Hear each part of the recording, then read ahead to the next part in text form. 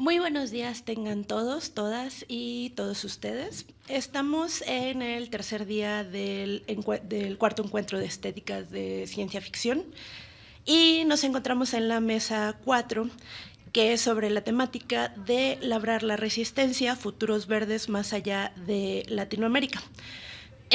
Pues tenemos aquí a tres ponentes, tres exponentes, tres mentes muy maravillosas, justamente que nos vienen a hablar sobre las diferentes maneras de hacer ecotopías o propuestas alternativas a la ciencia ficción, pues en Latinoamérica en general, así como otras propuestas diversas. Voy a leer rápidamente sus... permítanme unos segundos. Pues bueno, sus carreras, sus semblanzas. Y comenzaré rápidamente con Susana. Permítanme unos segundos que la tecnología batalla un poco. Ok. Susana del Rosario Castañeda Quintero es artista visual egresada de la Facultad de Artes de la Universidad Autónoma de Querétaro y maestra en estudios de arte por la Universidad Iberoamericana, Ciudad de México. Ha formado parte de diversos talleres de dibujo de casa, Centro de las Artes de San Agustín, Oaxaca, en 2016 y 2020, y del Diplomado en Arte y Género de la Facultad de Artes y Diseños de la UNAM en 2022. Su obra ha participado en exposiciones nacionales e internacionales como la Sexta Bienal de Arte, Veracruz 2022, y el 39º Encuentro Nacional de Arte Joven 2019.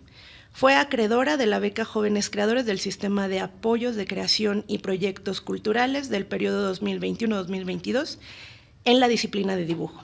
Actualmente se desempeña como docente en la Facultad de Artes de la UAQ San Juan del Río y es editora de la revista de investigación de la misma facultad.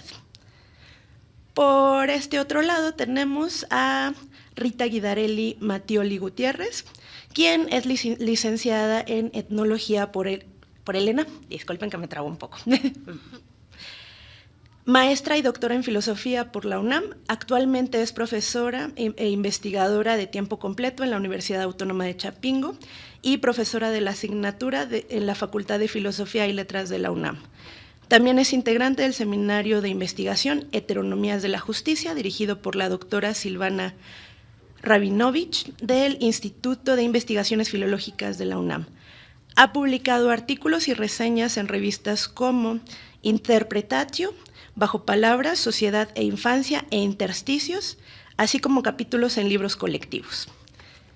Y pues ya aquí en la esquina está Oliver Terrones Hernández, quien se describe como artista interdisciplinario, que estudió en la Facultad de Artes y Diseño de la Universidad Autónoma de Nuevo León, bueno, UNAM, en la ENA también y en la antigua Academia de San Carlos.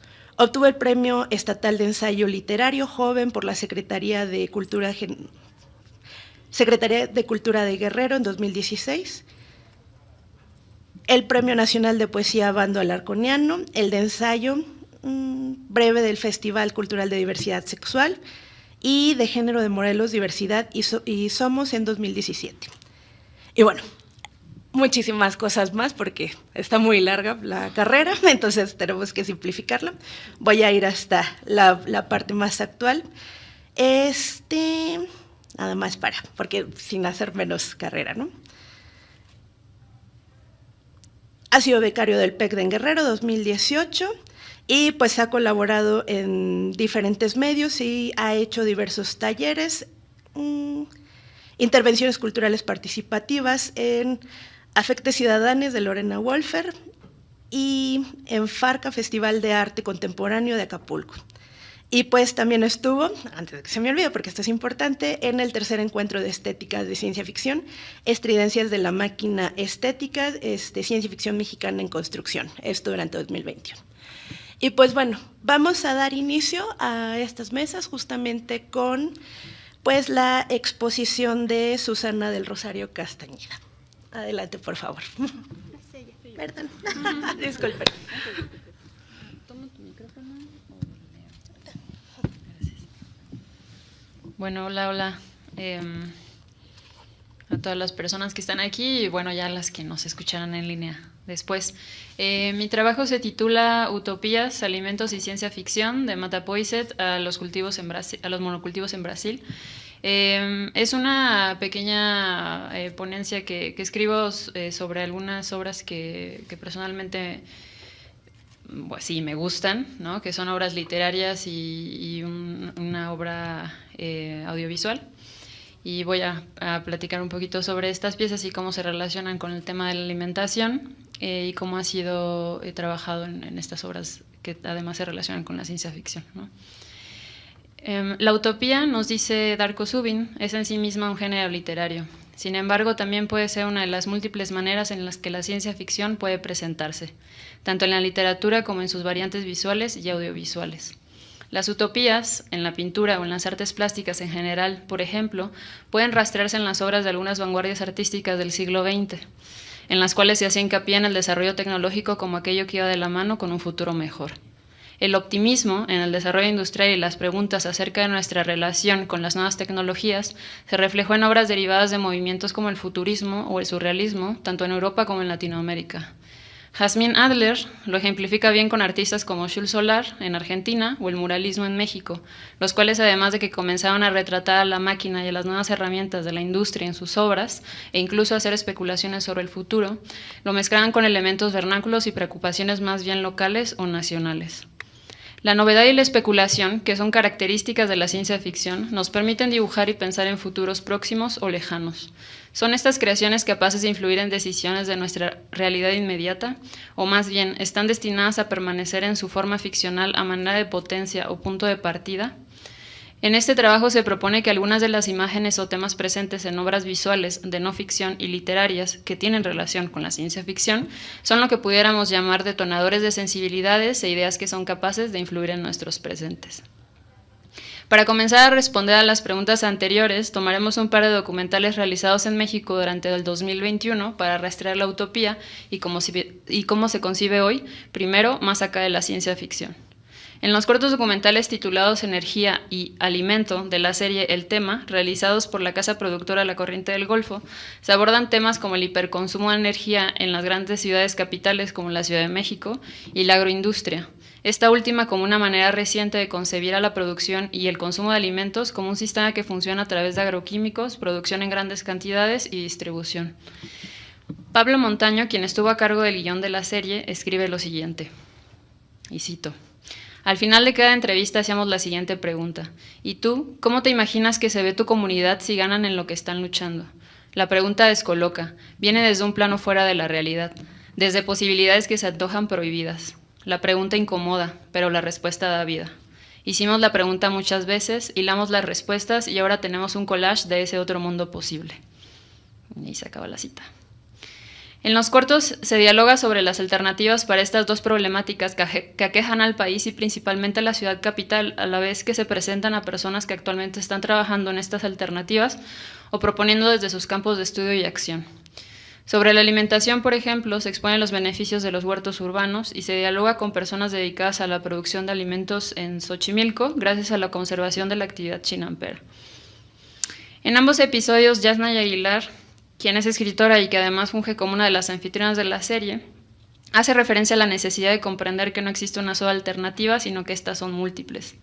Las propuestas de energías renovables o limpias, por ejemplo, han llevado a que una idea que en su concepción podría percibirse como reparadora se vea reflejada en megaproyectos que han destruido y saqueado tierras para la colocación de parques eólicos y celdas solares. ¿Dónde empieza una idea y acaba otra? ¿A dónde nos pueden llevar las respuestas alentadoras? Lo anterior nos hace pensar en la utopía y en el planteamiento de futuros mejores y más justos desde otros lugares como la literatura. La ciencia ficción nos ha regalado múltiples visiones de futuro, algunos más esperanzadores que otros, y ha sabido sobrevivir con esa diversidad. ¿Qué podemos construir a partir de estas ficciones? Si bien es necesario, como propone Juan Carlos Arias en su ensayo La muerte del autor, ir más allá de la mera interpretación del texto, tomando en cuenta quién lo escribió, también lo es observar, y cito, las variaciones de la escritura, la multiplicidad de la imagen. Es decir, no comprender el texto desde su literalidad, sino de aquello que provoca, que está oculto, sí, pero que tampoco está esperando a ser revelado. Cómo nos hablan los textos hoy y cuáles son esas variaciones que encontramos en ellos son interrogantes que nos ayudan a rastrear la pertinencia de esos futuros y sus puntos de encuentro con nuestros presentes. La alimentación, por ejemplo, ese tema que se aborda en el corto documental Desde la Alternativa, aparece en los textos de ciencia ficción a veces de manera muy fugaz y a veces como algo central en la historia. Si pensamos en las imágenes estereotipadas de futuros ultratecnológicos, imaginamos una alimentación a base de pastillas o licuados que contienen todos los nutrientes necesarios y que nos ahorra tiempo para producir más, tener tiempo de ocio, tal como aparece en la película de Disney WALL-E o en escenarios de escasez de películas como Soylent Green de 1973, o Snowpiercer, donde el alimento se ve reducido a un mismo tipo de tableta o gelatina para todas las personas y el cual está hecho de restos, al igual que sucede en la reciente novela de la escritora uruguaya Fernanda Trías, Mugre Rosa. Por otro lado, novelas que han sido catalogadas como ciencia ficción feminista, como Mujer al borde del tiempo, de Percy, de 1976, o Los desposeídos, de Úrsula Le Guin, de 1974, que además configuran utopías en sus historias, nos ofrecen imágenes de abundancia en contraste con ideas de redistribución y convite. Por ejemplo, en la utopía del pequeño pueblo de Mattapoisett, la protagonista Connie observa. Les voy a leer un pedacito de la novela, en donde hace referencia a los alimentos, que dice lo siguiente. Grandes fuentes de comida pasaban de mano en mano. Un pan de maíz de harina gruesa con una capa de crema pastelera y una cubierta crujiente que parecía de trigo. Mantequilla, pero no en barra, sino en una pila de color claro, dulce y cremosa. Miel en un jarro abierto, oscura, con un aroma embriagador.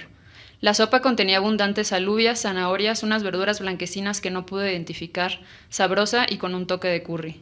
La ensalada estaba hecha de brotes verdes, cebolletas y hierbas, aunque muy condimentada, con muchas hojas incorporadas a un aceite con sabor a nuez y un vinagre que sabía a salvia. Buena comida, buena en el estómago y el paladar, comida agradable. Ese es el pasaje de la novela. Y ahora me pregunto, ¿pueden estas imágenes literarias, si bien en un tono realista y descriptivo, producir sensibilidades que nos detonen otras maneras de concebir los futuros en relación, en este caso específico, con los alimentos? Šebek, el protagonista de la novela de Le Guin, antes de emprender su viaje a otro planeta que posee más abundancia de recursos que el suyo, es sorprendido por un banquete que sus colegas le ofrecen.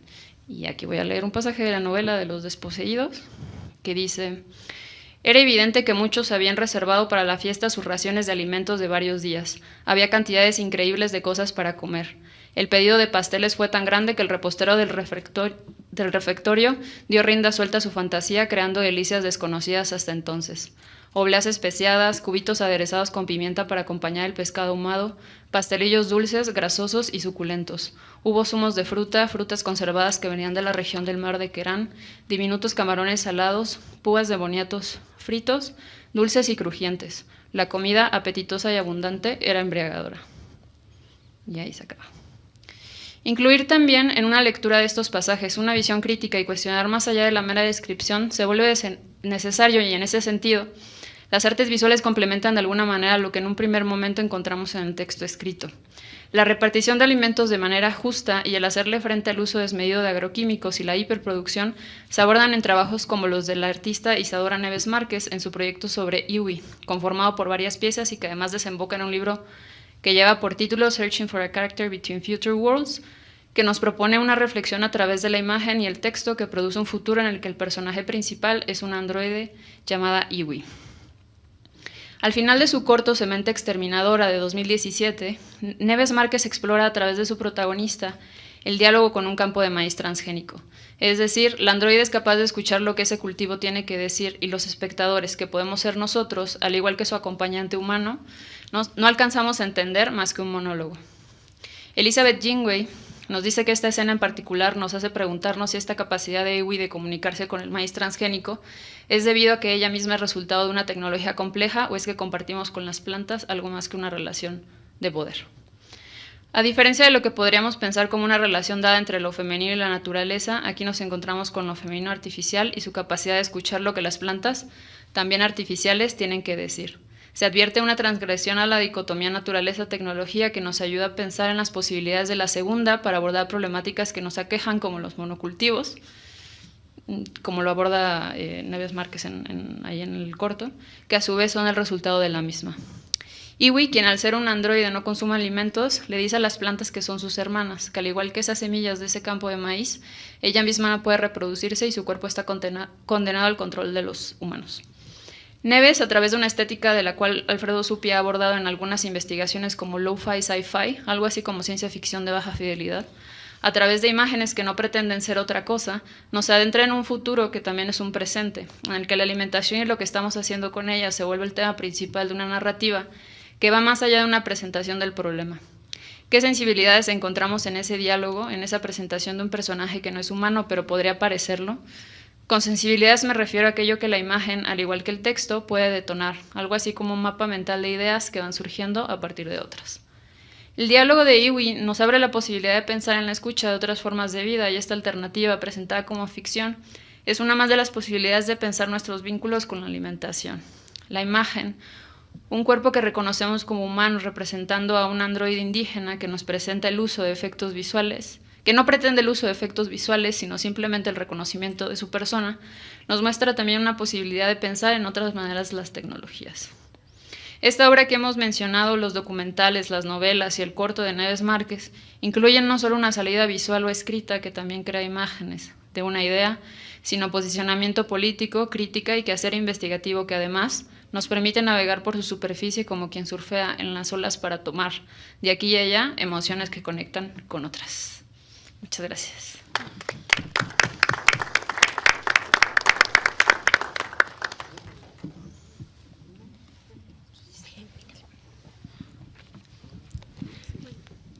Pues muchas gracias. Ahora sí que me pongo más entusiasta con cada presentación. Y bueno, pues ahora sí, disculpen mi lateralidad, hace unos segundos andaba confundiendo, nos estamos conociendo y estamos exponiendo aquí pues alternativas en cuanto a narrativas e investigación. Entonces, vamos a ir directamente con Rita y pues, la exposición. Okay. Sí, ¿me oyen? Se escucha correctamente. Okay. Bueno, mi texto se llama Náusica del Valle del Viento, una mirada a la catástrofe ambiental de nuestros días. Y dice lo siguiente.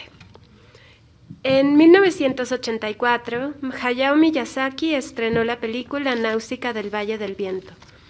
Inspirada en una historia ilustrada que él mismo escribió, el filme cuenta las aventuras de una adolescente casi niña portadora del nombre Náusica, princesa del pueblo antiguo que habita el Valle del Viento.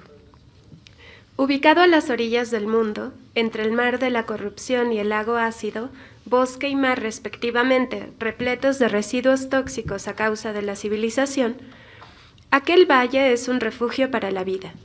Allí, el aire y la tierra permanecen libres de la contaminación provocada por la historia humana, que ha dejado a su paso el crecimiento de una foresta repleta de árboles, los cuales, en lugar de oxígeno, producen gases venenosos.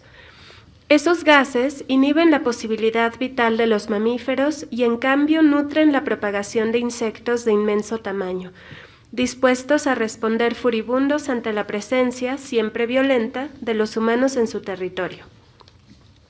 El bosque, que a ojos de aquellos pueblos no es más que un océano de corrupción, es un lugar viviente que en lugar de crecer por el nacimiento natural de semillas, conquista nuevos espacios a partir de las esporas de los hongos que nutren a los árboles.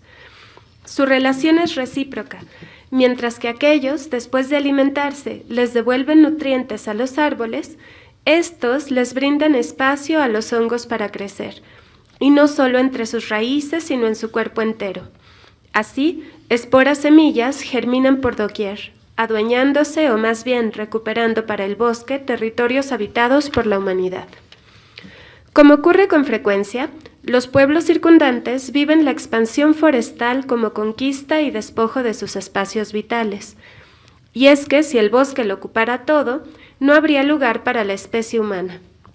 Respirar por medio de pulmones como los suyos sería imposible en medio del aire contaminado de esporas. Así pues, tal como los insectos protegen los árboles del bosque con su vida, mujeres y hombres defienden sus aldeas y ciudades a punta de pistola, dispuestos a matar a sus enemigos aún en estado larvario. Náusica, humana atraída desde pequeña por los insectos y las profundidades del bosque, Aparece en el relato como una criatura intermedia. Si bien pertenece a su pueblo de origen, el Valle del Viento, es fiel a los principios de lo viviente más allá de lo humano. Para ella, animales, árboles y hongos tienen el mismo derecho a existir que la humanidad de la que forma parte. Por eso, en sus exploraciones forestales, mira y escucha con atención, en calma, sin responder defensivamente ante la presencia de los homus, enormes artrópodos que observan el mundo con incontables ojos bien dispuestos sobre sus corazas. A diferencia de sus congéneres, Náusica aprende de aquellos gigantes y con ellos percibe el entorno, escuchando las voces de sus corazones, lo mismo amorosas que incendiadas en furia. Tal vez sea esa la razón por la que los homus la aceptan, permitiéndole el paso a través de caminos y recovecos del bosque. Y quizás sea también por eso que Náusica, en un momento de peligro, sumergida más allá del suelo terroso, descubre el secreto de la foresta, que ni los árboles ni los hongos son causantes del veneno que inunda el aire, sino la tierra, el sustrato de la vida que ante la guerra emprendida por los humanos absorbió todo lo tóxico que sus sociedades industriales dejaron tras de sí. Al contrario de lo que se piensa en el universo habitado por aquella princesa adolescente, los árboles, a través de sus raíces y de los hongos que cual red tejida sin descanso crecen en sus recovecos, limpian la tierra en lugar de ensuciarla. Los gases tóxicos son entonces producto de ese proceso de limpieza y purificación, pues si la tierra ha de liberarse de todo aquello que la ensucia, de los restos disueltos en contaminantes, de gigantes de metal y naves de guerra, ha de transmutar lo tóxico en posibilidades vitales. Y justamente así como los hongos en nuestro planeta hace millones de años, en compañía de algunas bacterias, disolvieron la piedra y la arena para convertirla en tierra fértil, los árboles de aquel bosque corrupto transforman la tierra infectada en una arena suave y pura, capaz de albergar y germinar la vida. Los hongos, esos seres sorprendentes, forman parte de la historia profunda de nuestra tierra, tanto como del mundo habitado por la joven Náusica. Así al menos nos lo parece a nosotros y más a la sombra de lo narrado por Merlin Sheldrake, biólogo británico especializado en el reino fungi, en Entangled Life, la red oculta de la vida, y particularmente por Anna Lovenhaupt-Singh, antropóloga estadounidense-japonesa, en su libro The Mushroom at the End of the World, la seta al final del mundo.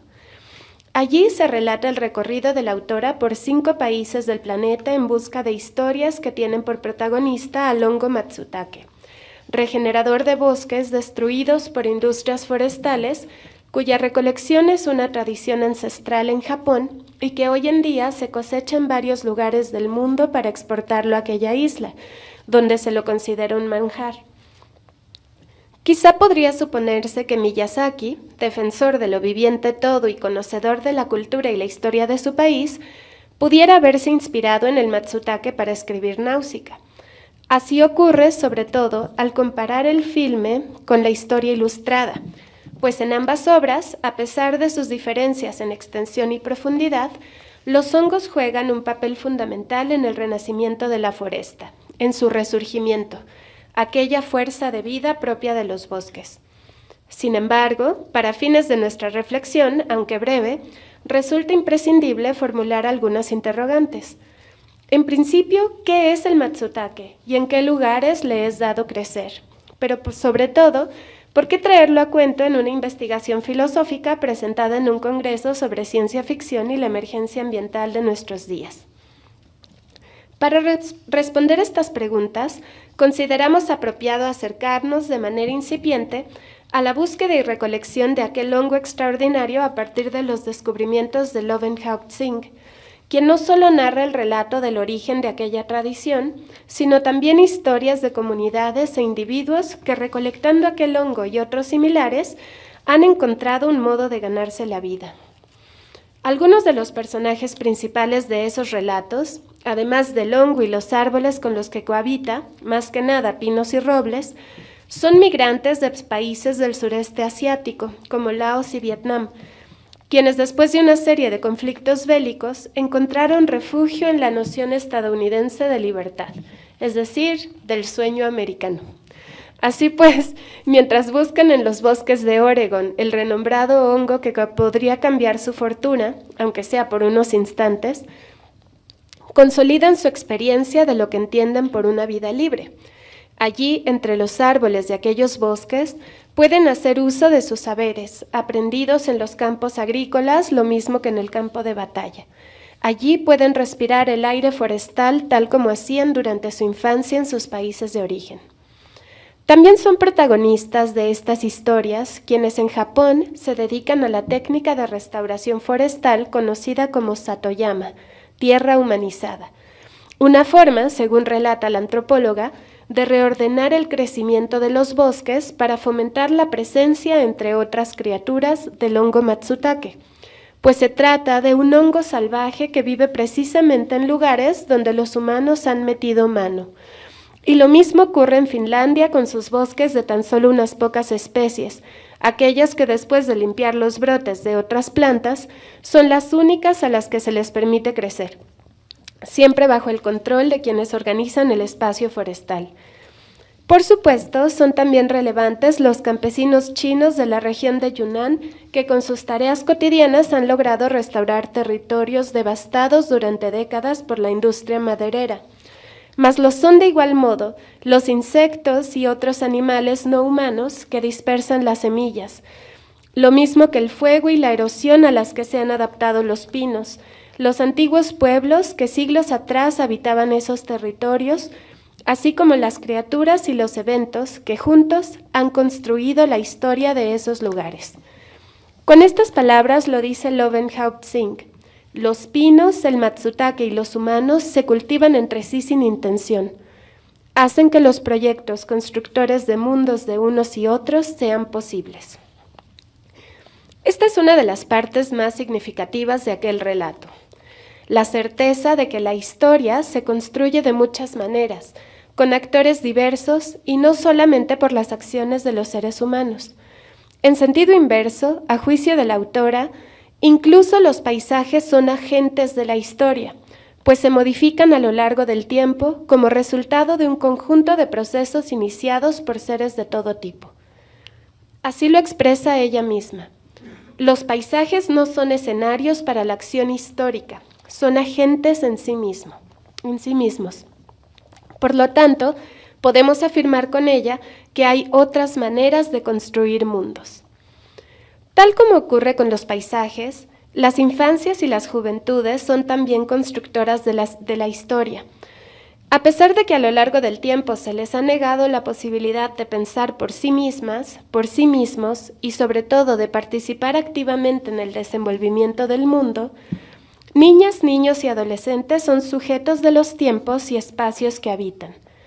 Así lo son al menos, a ojos de Hayao Miyazaki, como bien lo demuestran Náusica y todas las protagonistas de sus filmes encabezados por mujeres jóvenes y niñas. Kiki, la princesa del castillo en el cielo, la pareja de hermanas que hacen amistad con Totoro, Sano, la princesa Mononoke, Chihiro, Sophie y Ponyo. Y también lo piensa así Walter Benjamin, filósofo judeo-alemán de la primera mitad del siglo XX, quien consideraba a niñas, niños y jóvenes como testigos y agentes de los sucesos de la historia. De acuerdo con nuestra lectura de la obra benjaminiana, que puede consultarse por extenso en la tesis doctoral Juego, Infancia y Rememoración en Walter Benjamin, la mirada infantil como gesto filosófico, la mirada infantil es semejante a la mirada del materialista histórico, aquel personaje de las tesis sobre el concepto de historia, testamento intelectual de Walter Benjamin, capaz de detectar las grietas del tiempo de la hora, Jetzeit, las astillas del tiempo mesiánico, es decir, del tiempo por venir, en el momento presente. Y es que solo a partir de esas fisuras que puede llevarse a cabo ese cambio radical que solemos llamar revolución, la transformación de un sistema de cosas, de un sistema de acciones e ideas a otro. Como le ocurre a Náusica, Benjamin descubre la esperanza en el subsuelo, en las ruinas del pasado, que guarda un potencial de futuro, o quizá varios, entre sus despojos. No por nada aquel filósofo tan singular se sentía atraído por la arqueología y hablaba de la excavación como metáfora del recuerdo. En un texto tan hermoso como breve de nombre Desenterrar y recordar, Benjamin se sumerge en el universo del subsuelo en la búsqueda de huellas del pasado que posean semillas fértiles para el presente, en lugar del futuro. Esta metáfora, es decir, la imagen de la excavación como un trabajo de memoria, tuvo origen entre las páginas de sus primeros textos, donde se dedicó a pensar acerca de la alegoría y el drama barroco alemán. No obstante, la volvió a explorar antes de su muerte en las tesis sobre el concepto de historia ante la urgencia de responder a la catástrofe de su propia era, el encumbramiento del fascismo en buena parte de los países europeos. Quizá para muchos estudiosos y lectores de la obra de Walter Benjamin resulta extraño escuchar su nombre en un encuentro dedicado a pensar la crisis climática en el marco de la ciencia ficción, sobre todo mientras se habla de una película de animación japonesa hecha para el público infantil. Sin embargo, si recordamos algunos de los fragmentos escritos por Benjamin, que aunque breves y escasos, rondan el tema de la relación que los seres humanos hemos entablado con aquello que llamamos naturaleza, quedará claro que ya desde la primera mitad del siglo XX se vislumbraba desde la filosofía crítica lo problemático de la explotación sin fin de la tierra y sus criaturas. Permítanme leerles en extenso uno de esos fragmentos, que forma parte del panorama imperial contenido en el libro Calle de Dirección Única. De las costumbres más antiguas de los pueblos, parece surgir hoy una advertencia dirigida a nosotros, que al recibir lo que la naturaleza nos ofrece tan generosamente evitemos el gesto de la codicia, pues no podemos regalarle nada nuestro a la Madre Tierra. Por lo tanto, conviene que mostremos reverencia en el tomar, devolviéndole a la Madre Tierra una parte de lo que recibimos antes de apoderarnos de lo que nos corresponde. Una reverencia que nos habla desde la vieja costumbre de la libación. Tal vez esta antiquísima experiencia moral se conserve aún modificada en la prohibición de recoger las espigas olvidadas y las uvas caídas, las cuales benefician a la tierra o a los antepasados protectores. En Atenas estaba prohibido recoger las migajas durante la comida, porque pertenecen a los héroes.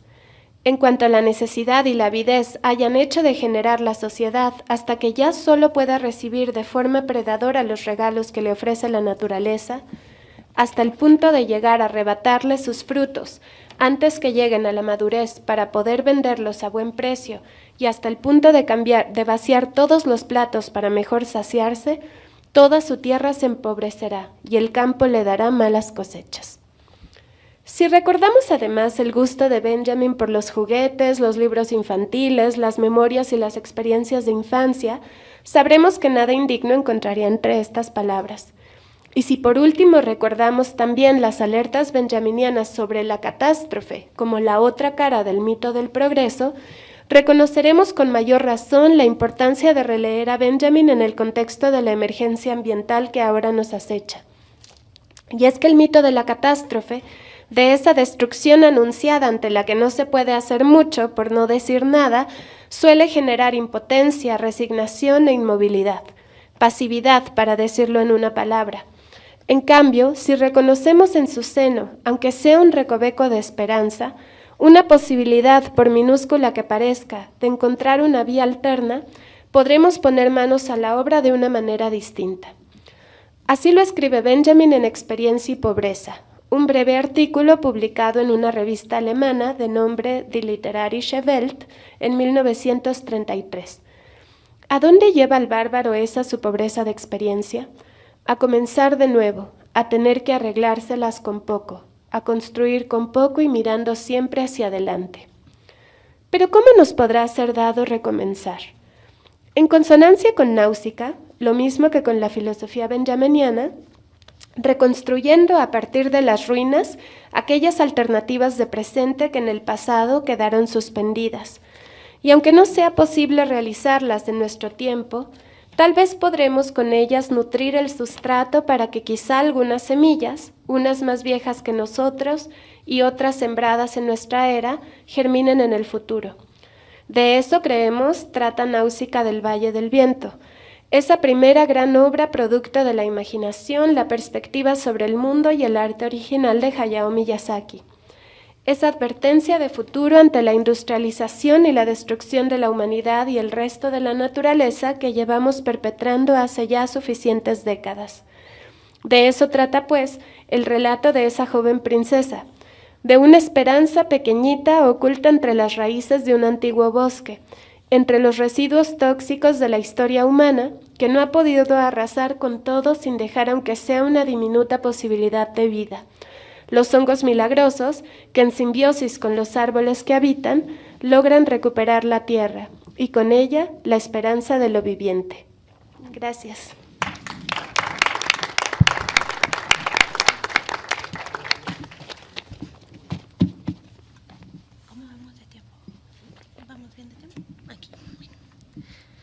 Bueno, pues muchas gracias. Me deja pensando mucho y me impresiona este uso de Walter Benjamin. No lo vi venir, pero muy agradecida por eso.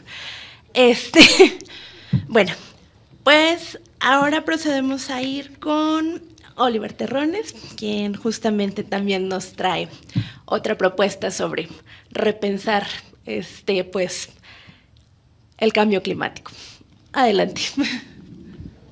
Hola, bueno, primero gracias a los y les trabajadores del Centro Nacional de las Artes, del CENIDIAB y del Seminario de Estéticas de Ciencia Ficción por hacer esto posible, por hacer posible este espacio que es de difusión, de investigación, de producción, pero sobre todo de aprendizaje. Y bueno, voy a empezar porque, como decía la doctora Blanca, no tenemos tiempo, pero como una maestra también muy querida y admirada dice, siempre hemos podido hackear el tiempo. Escribía los últimos fragmentos de este texto cuando el huracán Otis de categoría 5 tocó tierra en Acapulco, la categoría máxima para las tormentas a las que llamamos huracanes, pero que seguramente tendrán otros nombres y medidas en Urano o Neptuno. La tormenta arreció durante la noche, como es costumbre en el Pacífico, durante la que me mantuve encerrado primero en mi cuarto y finalmente en un ropero, mientras todo en la ciudad se rompía. 3 horas sin hogar, porque cuando el viento y la lluvia entran de ese modo, rompiendo, empujando muebles y arrancando pedazos de árboles y animales para meterlos dentro, resulta imposible sentirse en uno. Pasé la noche cubriéndome los oídos y diciéndome que por favor parara, aunque sé bien que funciones lingüísticas como esas solo tienen el efecto de tranquilizar a quien las emite, y no hay modo de que las plegarias tengan efecto en las tormentas.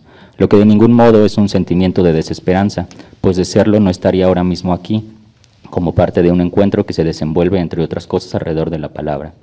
Ahora sabemos que este tipo de huracán podría ser cada vez más común y Acapulco solo la primera de varias ciudades en padecer el mar, el viento y los efectos de la producción y consumo desenfrenado del norte global.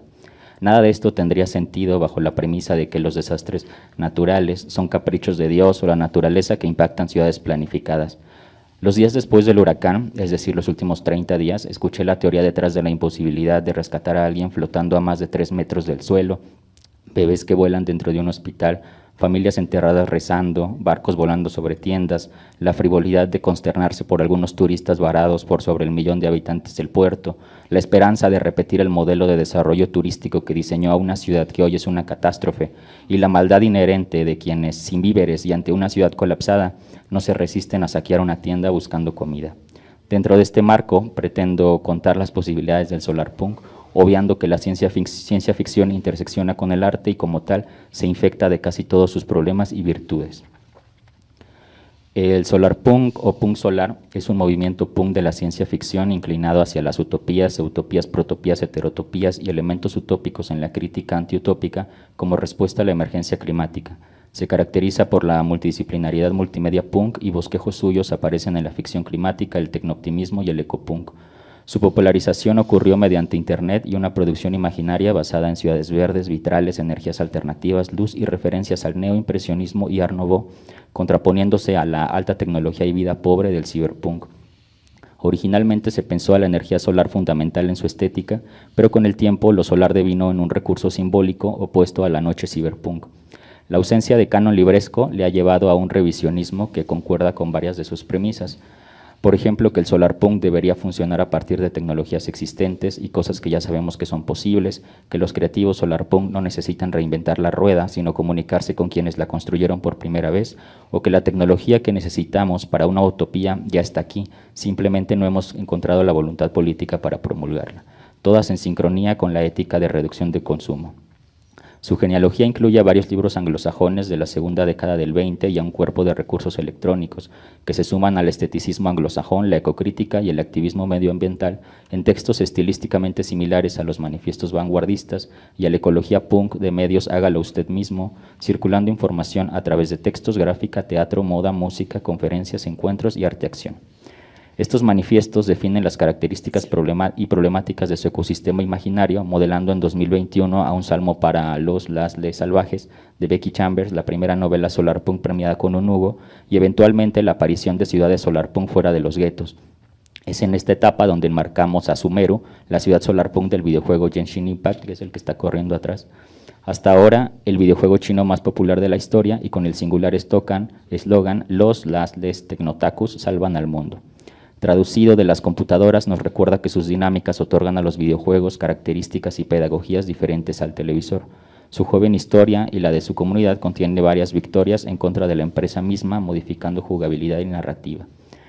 El análisis de videojuegos explora escalas virtuales que replantean nuestra observación y complejizan a la ciencia ficción, que ya es un entorno virtual divergente a la literatura tradicional, pensada por autores como Samuel Erdelani como un artefacto que se anticipa al posmodernismo o completamente posmoderno. Habitar los personajes de Genshin Impact se vuelve la experiencia anhelada y con frecuencia les jugadores olvidan su trama principal, uno o una viajera que busca a su hermano o hermana al mismo tiempo que desentierra su propia biografía. No exageraría al decir que avanzado el juego, los jugadores, las jugadoras, les jugadores olvidan por qué están ahí dentro.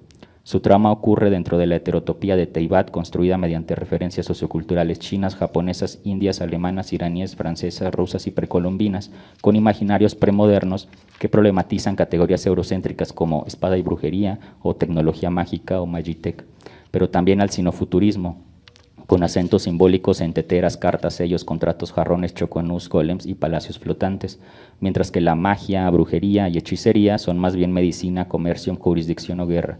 No hay pues magia, hechicería, espada o brujería, pero sí tecnología. Un enredo derivado de conceptualizaciones eurocéntricas que se diluye con ayuda del concepto de cosmotécnica de Yu Hui. Cito: la tecnología no es un universal antropológico, es posibilitada y constreñida por cosmologías particulares que van más allá de la funcionalidad o utilidad. Por consiguiente, no existe una única tecnología, sino múltiples cosmotécnicas, caracterizadas por diferentes dinámicas entre lo cósmico, lo moral y lo técnico. Cierro cita. Esta tecnodiversidad se aparta del universalismo tecnológico occidental, que a lo largo de la modernidad ejecutó distintos relatos de colonización, salpicando a los estudios anglo-eurocéntricos de la ciencia ficción que reducen la fantasía al imaginario medieval de Europa, una península del continente asiático. Las tecnologías divinas de Sumeru dejan ver sus ligaduras fantásticas, reflejando a la vez lo mucho que el pensamiento mágico sacramental de Occidente, por ejemplo el cristianismo, influye en su propio imaginario tecnológico. Sumeru se ubica entre la selva tropical y el desierto con topónimos, antropónimos y fitónimos que refieren a imaginarios indios e iraníes, un recurso ligado a procesos de descolonización imaginaria que, por ejemplo, en México ocurrió durante la literatura novohispana y en Estados Unidos a través de obras como Diario Rural de Susan Fenimore Cooper. Los imaginarios indios e iraníes en Sumeru también incluyen referencias arquitectónicas al Art Nouveau, desarrollado fuera de Francia en una ciudad que de lejos parece un árbol, por el que sus caminos de mármol escalan hasta la Academia de Sumeru en una representación palaciega separatista, recordándonos al antiacademicismo neoimpresionista y Art Nouveau, pero también a la crítica que desde la ciencia ficción hace, por ejemplo, Samuel Erdelani, a los futurismos libertarios que conservan estructuras rígidas, coloniales y de poder. Cito: echa un vistazo a las sociedades de Ursula K. Le Guin. Todas son redes sueltas de tribunales, kibbutz y academias. Como tal, todas sus instituciones son lugares altamente estructurados y muy protegidos. Cierro cita.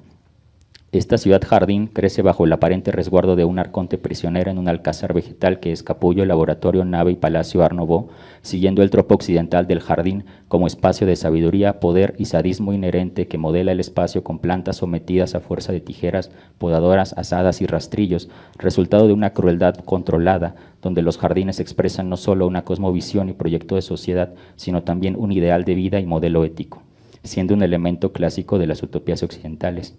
Les habitantes de Sumeru son académicos, académicas, académiques, estudiantes y mercenarias que colaboran en intrigas comerciales, piratería y tráfico de conocimiento. Estas mercenarias provenientes del desierto, de piel oscura y ataviados al estilo persa, narran conflictos sociales con les académicos. Cito lo que dicen los mercenarios: lo único que saben hacer es acomodarse en sus salarios y vivir a cuerpo de rey, mientras que en el desierto luchamos todos los días. Acatan cada capricho de esos condenados sabios y tiran por la borda los principios de un mercenario. El regimiento está a cargo de la defensa de la ciudad, pero están hartos de que los sabios no dejen de darles órdenes. Dudo que esos tipos mimados les importe cómo nos llamamos nosotros, los marginados. A diferencia de esos académicos pedantes y mimados, nosotros somos coherentes de palabra y acción, somos más merecedores del título de sabios o sabias. Esas engreídas de la academia creen que el destino de las masas está escrito en el cielo. Además de conflictos derivados de la desigualdad, se suman los éticos derivados del extractivismo académico.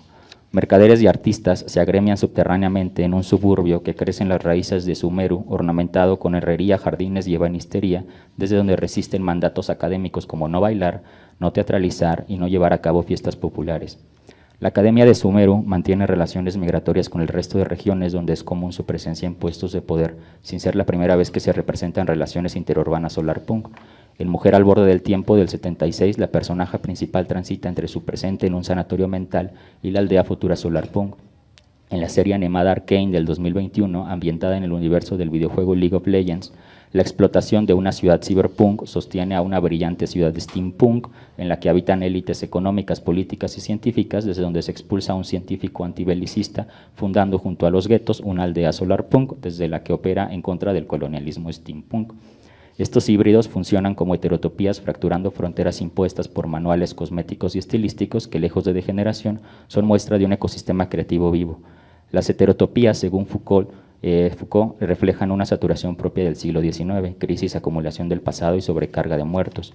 Quizá en algún momento sumaremos heterotopías Foucaultianas y atopías bartesianas, que es la ausencia de lugar, a la lista de lugares y obsesión espacial de la ciencia ficción moderna y posmoderna.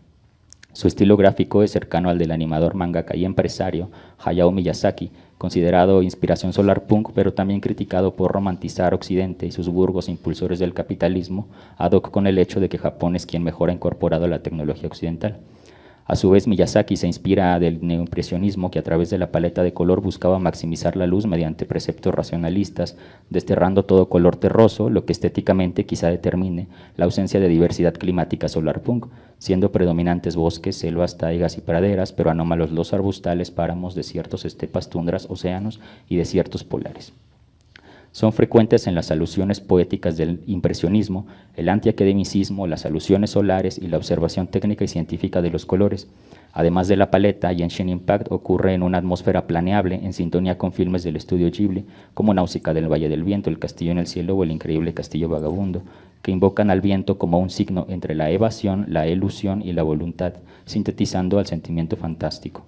Sus cúpulas remiten al pabellón de cristal de Bruno Taut y sus interiores domésticos parecen diseñados por Gaillard o Colonna, recordándonos al fragmento más citado de los manifiestos solarpunk, y junto a las referencias Art Nouveau generaron la asociación del solarpunk con el vidrio, dando título a varias de sus antologías. Cito una parte, este popular fragmento de este manifiesto. ¿Te imaginas lo lindo que sería tener por todas partes vitrales que en realidad fueran paneles solares? Que lo escribió una autora, una usuaria en Tumblr en el 2014.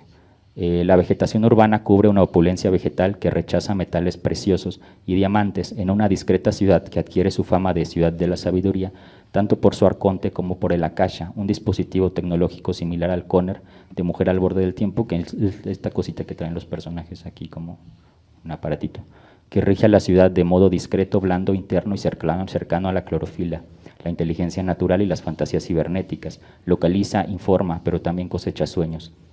Junto a su arconte, el pueblo de Sumeru es rehén de una élite académica formada por los rectores de sus distintas facultades, dice uno de los personajes de Sumeru. Las circunstancias de Sumeru son bastante especiales. La razón por la que se la conoce como la ciudad de la sabiduría es porque todos sus recursos guardan una estrecha relación con la academia. En Sumeru, los recursos académicos equivalen a los recursos de la sociedad, hasta el punto que no es de extrañar que se formen relaciones familiares con fines académicos. La cosecha de sueños produce paramnesia que afecta a la memoria, falseándola y obligando a la población a vivir repetidamente el mismo día.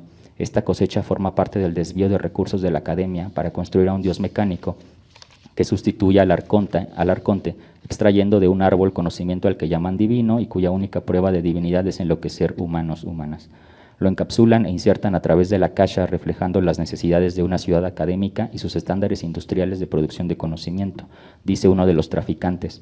Para ustedes, contrabandear con conocimiento encapsulado podrá parecer un crimen imperdonable, pero para nosotros es la única manera de sobrevivir. Este tropo, similar al tráfico de psicoactivos y medicamentos derivado de la desigualdad, las megalópolis arqueológicas y una virtualidad conflictiva, le otorga a Sumeru tinturas cyberpunk. A la trama principal se añaden subtramas para cada personaje o personaje jugable, guardabosques, académicas, bailarines, bailarinas, mercenarios, mercenarias, comerciantes, guardianes y arcontes, que transitan temporalidades divergentes y conflictos académicos, lingüísticos, arqueológicos, arquitectónicos, agrotecnológicos, químicos, robóticos, médicos, ecológicos, cibernéticos, biológicos y administrativos. Las metáforas de esta ciudad giran alrededor de lo vegetal, lo que florece, lo que cuelga, el sol, el agua, los hongos y la energía en un enmarañado selvático que se abre a quien controla el mundo vegetal y sus seres libres de individualidad que transitan escalas no humanas de tiempo y territorios drenados con aceites y psicoactivos que dibujan a la medicina, la farmacia y la botánica de una relevancia tecnológica traducida en sueños de árboles deslenguados, canciones y circuitos de absurdos palacios vegetales y alcázares psicotrópicos en los que siempre es posible morir. Bucles de muerte alimenticia que descolocan el antropocentrismo. Sus melodías insinúan la armonía detrás de lo natural, siguiendo el racionalismo Art Nouveau en composiciones originales que mezclan música sinfónica y folclórica indoiraní, transitando del folclore a los sueños en un tejido de trama lejos del relato unipersonal del héroe y más cerca de la teoría de la bolsa de transporte de la ficción de Kalle Guin. Los sueños, una niña arconte, los seres a género del bosque y un árbol memoria del mundo configuran la naturaleza que la élite académica intenta sustituir en un pueblo que ha perdido todo sentido de la curiosidad y padece anómalos embistes ecológicos. Esta naturaleza, representada por la arconte, abraza inteligencia, curiosidad, ausencia de instinto materno y antiautoritarismo, cuestionando tropos occidentales asociados a la naturaleza, como la madre naturaleza, la genoflora antropófaga o la infantilización sexualizada y cosmética de la ninfa vegetal del Art Nouveau. A diferencia del resto de arcontes, la de Sumeru es una niña que habita una realidad paramnésica, interiorista y divergente de sueños, recuerdos, analepsis, naturaleza y personajes que contradicen roles tradicionales, recordándonos algunos tropos de la nueva ola de la ciencia ficción anglosajona, también inspirada en el Art Nouveau y que cuestionaba fronteras entre la realidad, la fantasía y la ciencia ficción. La resistencia a la élite académica proviene de los cuerpos de artistas, artesanos, artesanas, mercenarios y disidentes de la academia que resisten sus embistes, tráfico de conocimiento y conflictos religiosos a través de una serie de descubrimientos arqueológicos y epistolares que reconstruyen un fragmento de historia que aclara un malentendido histórico, siguiendo la intención utópica decimonónica, entre cuyos ejemplos mexicanos se encuentran, por ejemplo, La Navidad en las montañas de Ignacio Manuel Altamirano, donde imagina una hermandad entre dos bandos políticos irreconciliables del siglo XIX.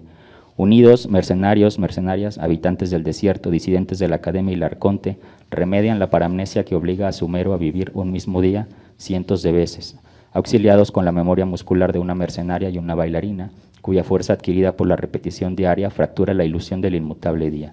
El cuerpo burla las trampas intelectuales de la fantasía y la soberbia de una academia descrita con ansias de omniscencia y omnipotencia que quema por dentro y fototaxia que hace buscar fuentes de luz toda su vida. La fabricación de un dios, además de antípoda del conocimiento corpóreo, es tropo y fantasma de conflictos bioéticos contemporáneos. La fabricación del corazón de un mundo sin corazón, citando a Bloch. La lucha final del arconte y su pueblo contra el dios mecánico reutiliza la tecnología que les oprimía, convirtiéndola en un arma multipolar de construcción masiva, en una emotiva batalla donde cada habitante transfiere conocimiento para derrotar al dios mecánico, la victoria colectiva de la nación de la sabiduría. La élite de la academia que controla y cosecha a la ciudad jardín cae y la trama termina con este diálogo del arconte de Sumeru.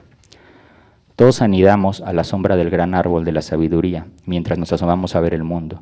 Hace mucho tiempo soñaba sola en este mundo. En mis sueños todo el mundo también soñaba al dormir. Pensamientos descabellados y maravillosos brotaban de sus mentes. Algunos caían de bruces y otros flotaban en el aire, conectando a todo en este mundo en una única red resplandeciente. En medio de un sinfín de mundos, había incontables universos de minutos. Todos los destinos brillaban intensamente en el entramado. Poco a poco comprendí que lo indescriptible e inconstante tiene el significado más profundo de este mundo. Solo ello puede disipar la locura. Solo los sueños pueden despertar la conciencia de las profundidades insondables.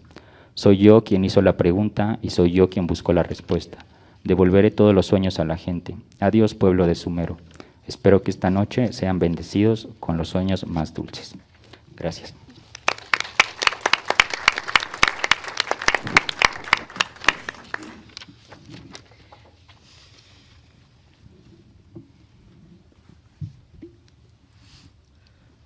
Pues muchas gracias, Oliver, y también a ustedes dos.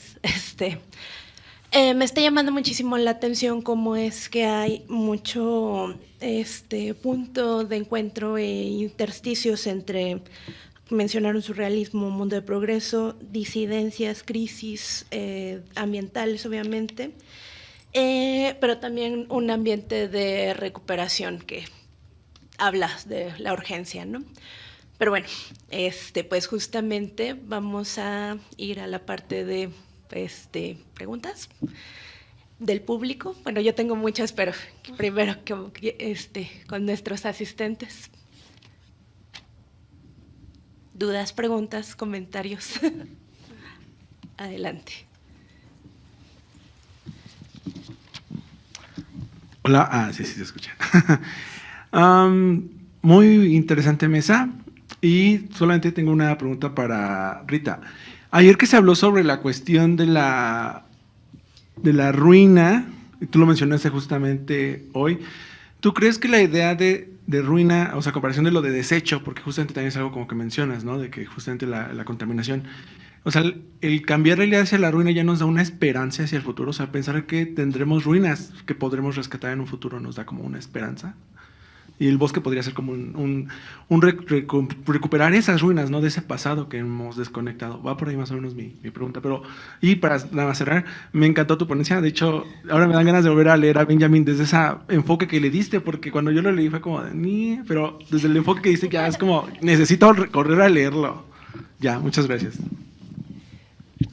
Bueno, primero gracias por tu pregunta y gracias por tener ese muñequito ahí, porque yo estaba un poco nerviosa y lo veía y decía, qué lindo. Y ya se me quitaron los nervios. Bueno, gracias por preguntar. Primero, sí, relea Benjamin, es súper lindo. Bueno, yo lo amo, obviamente. Hice mi tesis de maestría y de doctorado sobre su filosofía, pero yo creo que es una persona que tiene muchas cosas muy interesantes, simplemente que en general la gente lee los mismos textos todo el tiempo y hay un montón de fragmentos que son poco conocidos, poco leídos y que incluso desde la filosofía se les da como poca importancia. Y bueno, mi tesis doctoral se trata precisamente de justificar por qué es importante leer otras partes de la obra de Benjamin y cómo tienen relevancia filosófica. Y bueno, sobre tu pregunta, por ejemplo, en el caso de Benjamin, para él es como indistinto el uso de ruina, desecho, etcétera. Sin embargo, yo ayer también me quedé pensando, esto resuena con lo que yo estaba pensando. Y no me acuerdo quién fue, pero era esta idea de que quizá la utopía debía hacerse desde el basurero, ¿no? Ajá. Y bueno, pienso que precisamente, por ejemplo, una de las figuras que Benjamin toma para pensar es la del canción de Cricri muy famosa del señor que va y compra cosas. El pepenador, es que él le llama de otra manera, pero el ropavejero, bueno, nosotros así le llamamos, él le llama el trapero, o así lo traducen en España, y bueno, es como muy interesante como la tarea, por ejemplo, del ropavejero o el pepenador es precisamente encontrar como estos tesoros, ¿no? En medio de lo desechado por otras personas y darles otro uso. Entonces, creo que de algún modo no se trata de, oh sí, vivamos en medio del basurero, ¿no? Porque ayer también en una de las ponencias había como esta idea de, y viven muy felices en medio de la basura, y yo pensaba, híjole, no sé si sea muy feliz, pero claro, hay este carnaval, esta fiesta, esta vida cotidiana en medio de eso, y bueno, pienso que en parte sí. Por eso me gusta tanto Benjamin, porque su idea es, la revolución no es seguir en este camino del progreso, de avancemos, avancemos, avancemos, sino detengámonos. Detengámonos y con lo que ya hay, va a haber posibilidades de reconstrucción. Sí. Yo quería decir algo de la ruina también, de la mesa ayer, que me parece muy problemático ese término de la ruina, porque está anclado al romanticismo. O sea, en la historia del arte el romanticismo apela mucho a la ruina, o sea, romantiza. Pero además en los manuales cosméticos de los jardines, el jardín inglés, o sea, como elemento estético tiene que haber ruina. Entonces, o consigues algo real, ruinoso, o destruyes algo y lo metes en el jardín. Entonces, esta idea del jardín inglés que incluye ruinas para poder ser jardín inglés me parece muy problemático. Entonces, quería apuntar eso. ¿Alguna otra duda o comentario que tengan? Adelante. Hola, ¿qué tal? Igual me agradaron mucho las 3 participaciones. También tendría una pregunta para Rita. Quizá me regañes porque acudiré a un texto muy conocido de Benjamin, pero son los que leo, ¿no? Pero justo pensaba en este vínculo que estableces entre Benjamin y Miyazaki en el concepto de violencia, ¿no? Violencia divina. O sea, porque estas películas que también recordaba Oliver de Miyazaki, pues son muy violentas, ¿no? O sea, Nausicaa tiene también violencia, La princesa Mononoke, o sea, estas películas que ponen en crisis esta relación con la naturaleza, tienen mucha violencia, ¿no? Entonces, ¿tú cómo ves, cómo aproximas este concepto de Benjamin a Miyazaki, pensando en quiénes son los actores legítimos para hacer violencia y contra quién, ¿no? O sea, pensaba también en el Solarpunk y, o sea, luego contra quién se lucha, porque por lo que entiendo, también muchas obras Solarpunk promueven como otro tipo de valores, ¿no? La reconciliación, el diálogo, la mediación. Y a veces también es este tema del conflicto, la violencia, o sea, ¿cómo funcionaría, por ejemplo, en el videojuego que no he jugado, ¿no? ¿Contra quién se lucha? ¿Y de qué forma se lucha? ¿No? O sea, creo que eso también es importante para ver estas alternativas. Y también a Susana, solo preguntarte, porque esto que hablas de los alimentos me recordaba mucho, pues esta idea muy cristiana de que en el paraíso pues habrá un banquete, ¿no? Todos comeremos mucho. Pero pues eso es insostenible, ¿no? Que haya muchos y que todos comamos mucho, ¿no? Entonces, ¿qué tanto estas obras como que recuperan esta idea de la abundancia, ¿no? Y qué tanto llega a ser un poco, no solo utópica, sino incluso desanclada, ¿no? De la realidad. O solo por, hay mucha comida, qué bonito, ¿no? Entonces, sí me quedé pensando en eso, ¿no? ¿Qué tanto crees que estas descripciones que nos das tienen que ver con esta imagen del banquete que habrá en el paraíso? Y pues qué tan ética seguiría siendo una imagen así, ¿no? ¿Quién quiere responder primero? Es que fueron muchas. Bueno, Rita. Bueno, bueno, pues de nuevo gracias por tu pregunta. Sí, te refieres a la crítica de la violencia, ¿no? De Benjamin. Bueno, a mí algo que me gusta particularmente de Miyazaki es su pacifismo.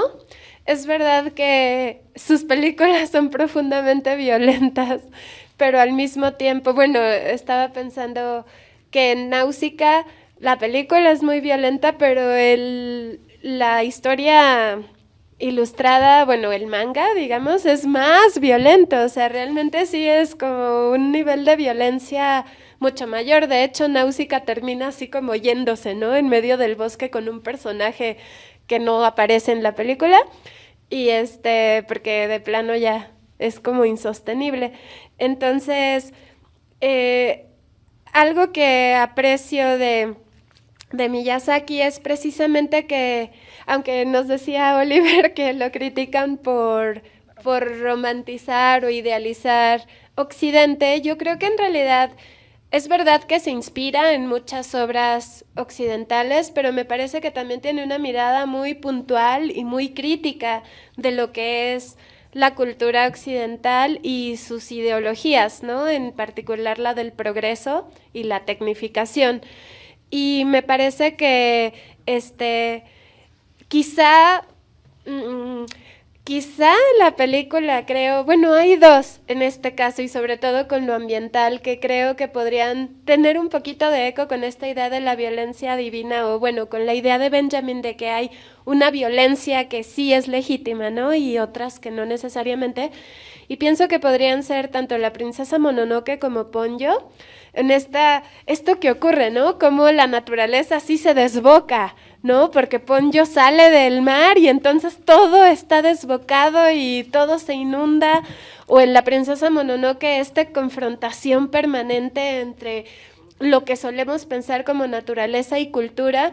Pero por eso creo que, y bueno, no lo puse aquí, pero cuando me refiero a que Náusica es un personaje intermedio, para mí es muy interesante también Ashitaka, el de la princesa Mononoke, que es también este punto intermedio entre estos dos deseos legítimos, ¿no?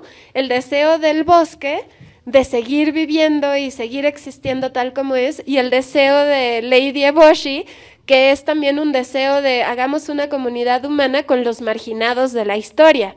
Pero entonces, ¿cómo estos dos deseos de pronto parecen que para existir necesitan anular al otro, cuando en el fondo los seres humanos somos tanto naturaleza como en nuestra naturaleza está la posibilidad de crear cultura? Entonces, no sé, no puedo responderte más que eso, pero aprovechando que le hiciste una pregunta a Susana, yo quería preguntarte si nos podías recordar el nombre de la serie de estos cortometrajes que se me hicieron muy interesantes.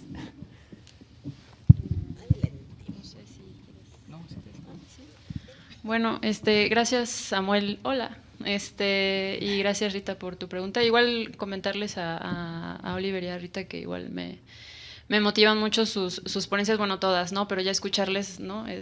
Leyéndolas, pues es distinto, ¿no? A estar leyendo los documentos que nos compartimos en algún momento, ¿no? Y bueno, nada más, igual comentar antes que precisamente, bueno, ahorita que preguntaban sobre el enemigo por ahí, creo que mencionas que es como este dios máquina, ¿no? Contra el que pelean y me acordé que también en Mujer al borde del tiempo en algún momento el enemigo nunca aparece como tal descrito, ¿no? Pero sí es algo que tiene que ver con la máquina.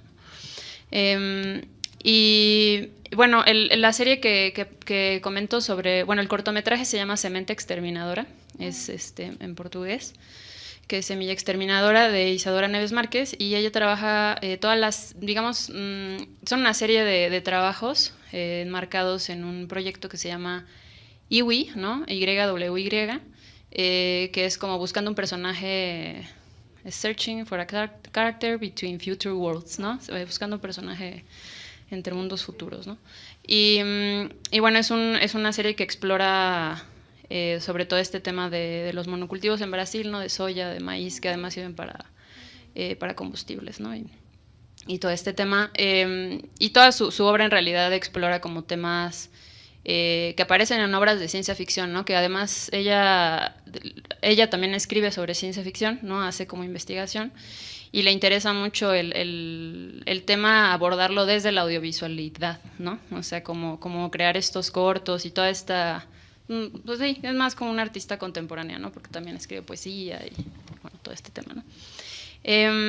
Y bueno, sobre este tema de la alimentación, a mí lo que me llama la atención, por ejemplo, estas dos obras que yo cito, que es Los Desposeídos, que bueno, digamos como el subtítulo, ¿no? Que lleva esta obra de Leguín es una utopía ambigua, ¿no? Ella siempre como que está muy consciente que no está construyendo como tal una utopía.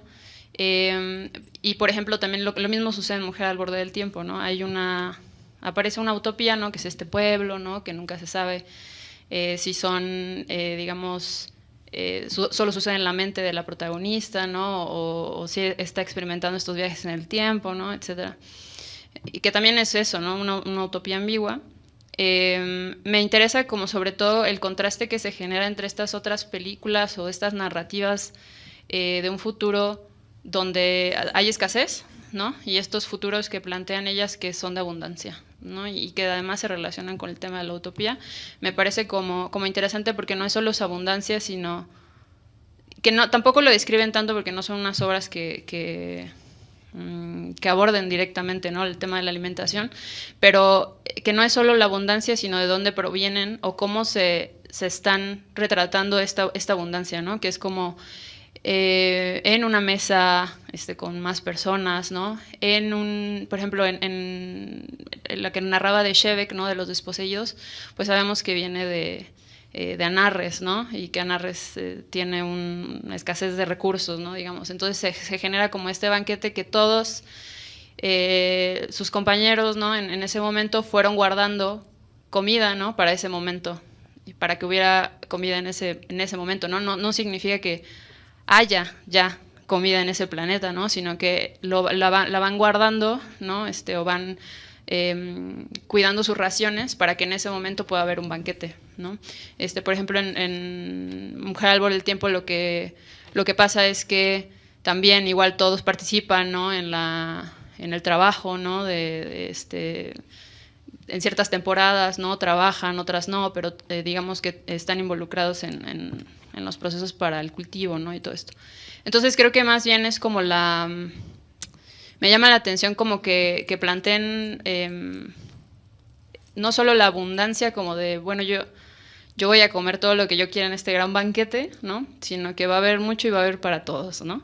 Entonces me interesa porque en las otras narrativas como las que mencioné, ¿no?, que son como también desde el cine, ¿no? No sé, Soylent Green, ¿no?, esto de Fleischer, Snowpiercer, ¿no?, y todo esto que retrata más bien como sí comida para todos, pero no es comida, más bien es comida hecha de restos, ¿no? Entonces involucra también se involucra como a toda la comunidad, pero de otras maneras, ¿no? Incluso hace poquito vi una película que por ahí recomendaron en un podcast que se llama Ainara, creo que es Ainara, que está en YouTube.